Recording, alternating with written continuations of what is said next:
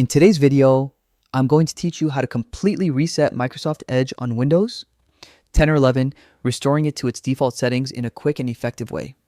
Whether you're encountering browser issues or simply want a fresh start, resetting Microsoft Edge can be a helpful solution. First, open Microsoft Edge on your computer. If it's not on your taskbar, you can find it by searching the Start menu. Once Edge is opened, go to the top right corner of the browser window and click on the three dots. That's the More menu. From there, select Settings.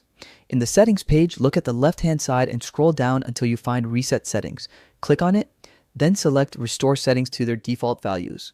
A confirmation box will appear asking if you want to reset all settings. If you're sure, click the Reset button. After that, close Microsoft Edge completely and reopen it. This ensures all changes take effect. You'll notice that Edge has been reset to its default settings. This process resets your startup page, new tab page, search engine, and pin some tabs back to their original state. It also disables all extensions and clears temporary browsing data like cookies.